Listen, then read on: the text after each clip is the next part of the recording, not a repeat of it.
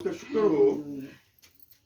हम सब जानते हैं कि हम पिछले साल को गुड बाय कह चुके हैं, अलविदा कह चुके हैं और तकरीबन 14 से 15 घंटे हो गए हैं। हम इस साल में कदम रख चुके हैं और खुदावन की शुक्रगुजारी करते हैं कि खुदावन ने हमारी जिंदगी में ये नया साल बख्श दिया। बहुत से ऐसे लोग हैं जिन्होंने क्रिसमस को नहीं देखा और ना ही इस नए साल को देखा है। हम बहुत खुशकिस्मत है कि खुदावन ने हमारी जिंदगी में ये मौका अता किया है कि हम इस साल में कदम रख कर उसकी शुक्रगुजारी कर सके। और हम सब जानते हैं, कौन कौन जानता है कि साल में कितने दिन होते हैं? 365 दिन होते हैं। कितने महीने होते हैं? 12 महीने होते हैं। और कुछ महीनों में 28 दिन होते हैं, 28 तारीख होती है, कुछ में 30 होती है, कुछ में 31 होती है। और आज हम सब में से किसने ये फैसला कर लिया है 365 दिन के पहले दिन में कि वो दूसरे की तरक्की और भलाई चाहेगा? हम अपने लिए तो सोचते हैं सब कि अपने लिए ये कर ले वो कर ले, क्या दूसरे के लिए भी कुछ सोचते हैं? खुदावंद यीशु मसीह ने किन के लिए सोचा? हम सब के लिए, बल्कि पूरी दुनिया के लिए सोचा कि हर कोई माफी को पाए, रहाई को पाए। हम देखते हैं यूहन्ना की अंजील में उसके 3 बाब की 16वीं आयत में क्या लिखा है। सब जानते हैं, इस आयत को जानते हैं, पढ़ते हैं, सुनते हैं और इस आयत से वाकियत रखते हैं कि खुदा ने दुनिया से ऐसी मोहब्बत रखी कि उसने अपना इकलौता बेटा बख्श दिया ताकि जो कोई उस पर ईमान लाए हलाक ना हो बल्कि हमेशा की जिंदगी पाए।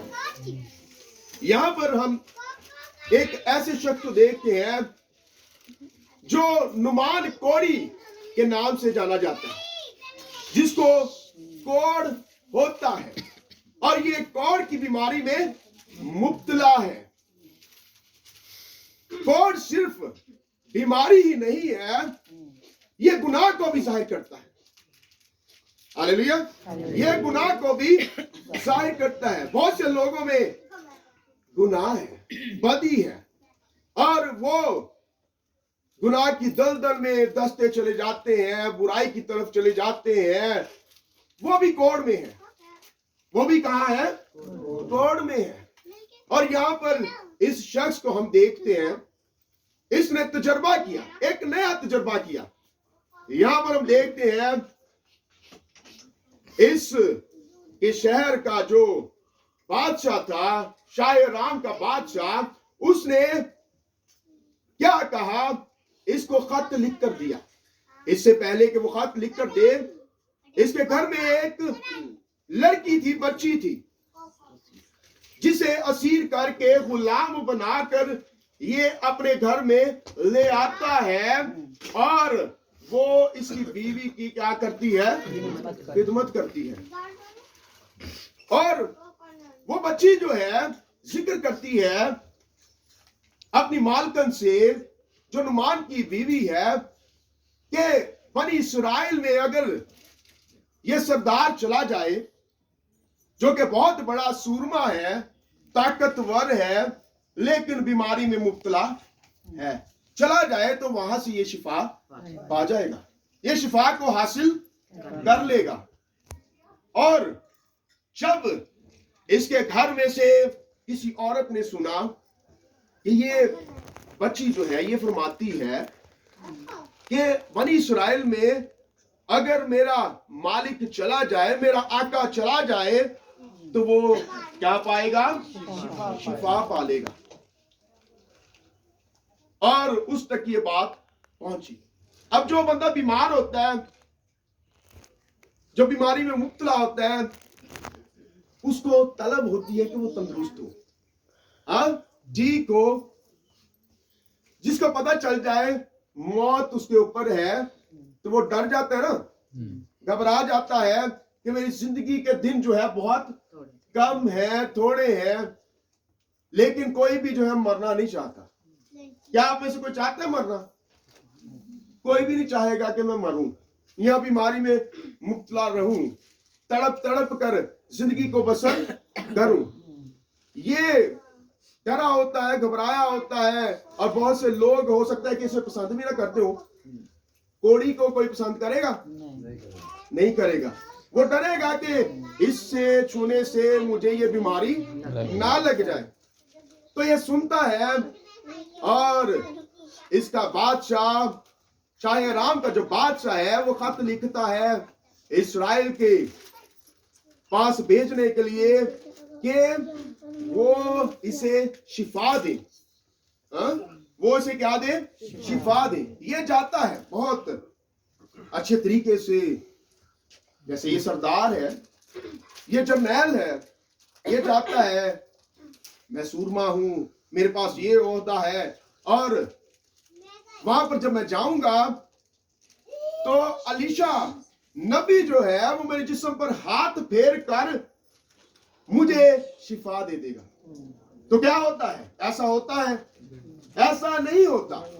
जब वो वहां पर जाता है तो वो क्या कहता है कि तू दरियाए यरदन में जाकर 7 बार गोते ले, फिर तू शिफा पाएगा। वो इस बात से बड़ा ना गुस्सा में आ जाता है, आग बगोला हो जाता है। तो मैं सरदार, और मुझे ये क्या हुक्म दे रहा है कि तू 7 गोते ले। कहां पर? दरियाए यरदन में जाकर 7 गोते ले और तू शिफा पाएगा। क्या बनी इस्राएल में और दरियाए फरफर और एक और दरिया का जिक्र है। अगर हम 12वीं आयत में देखें, आसब आप पढ़ दें।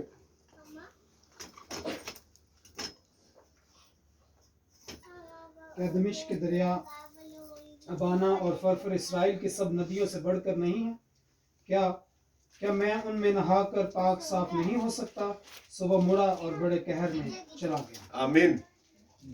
वो कहने लगा, क्या दमिश्क में दरियाए अबाना और फरफर इस्राएल की सब नदियों से बढ़कर नहीं है? कि ये मुझे क्या कहता है कि दरियाए यरदन में जाकर 7 बार गोते ले। वो गुस्से में आ गया, कहर में आ गया, और क्या करता है? चला जाता है। फिर उसके नौकर उसे कहते हैं,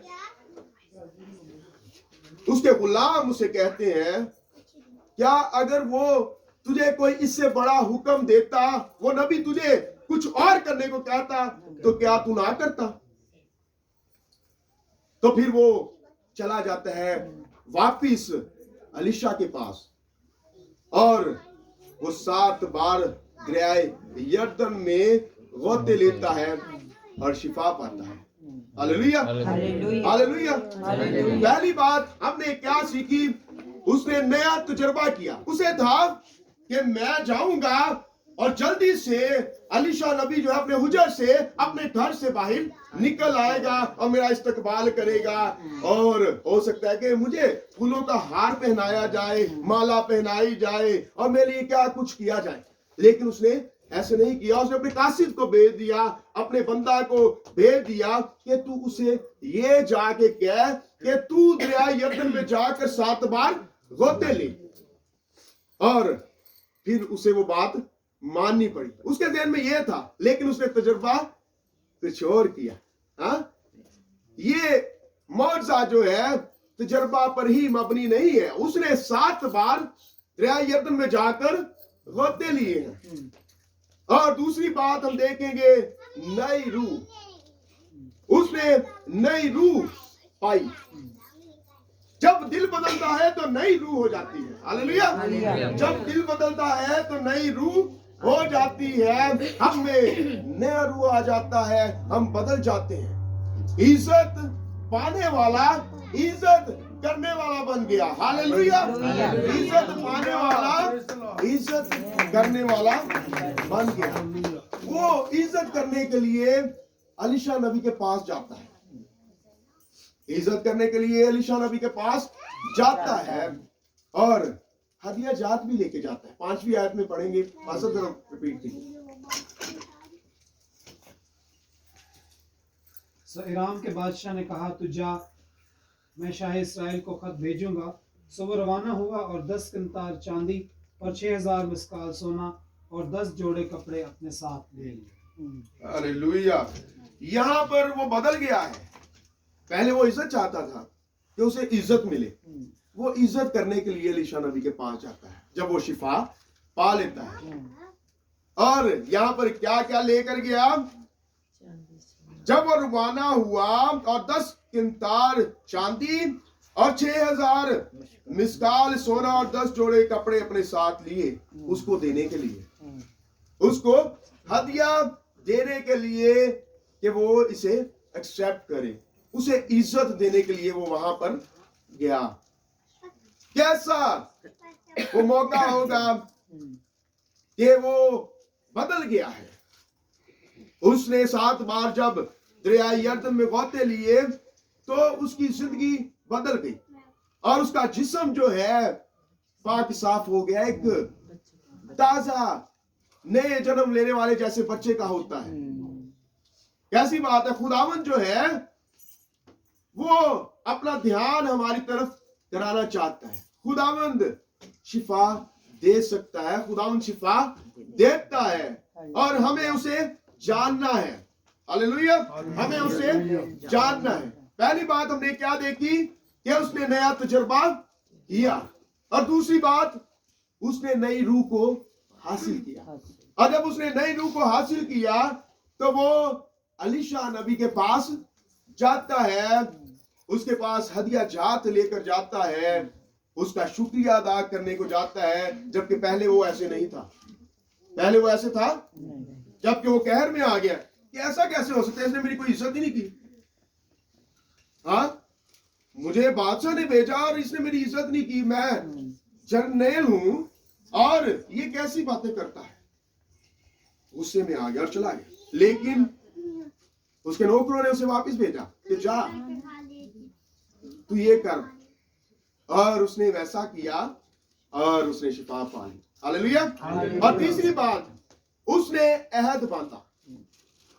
पहली बात उसने नया तजुर्बा किया, फिर दूसरी बात उसने क्या किया, नई रूह को हासिल किया।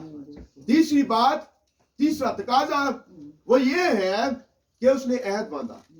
और अहद क्या बांधा, वो ये है कि मैं इस्राएल के खुदा की परस्तिश करूंगा। मैं इस्राएल के खुदा की क्या करूंगा, परस्तिश करूंगा, उस जिंदा खुदा की जिसने मुझे शिफा दी। हालेलुया। आज हमें भी इस बात का तजर्बा करना है कि हमारा खुदा जिंदा है।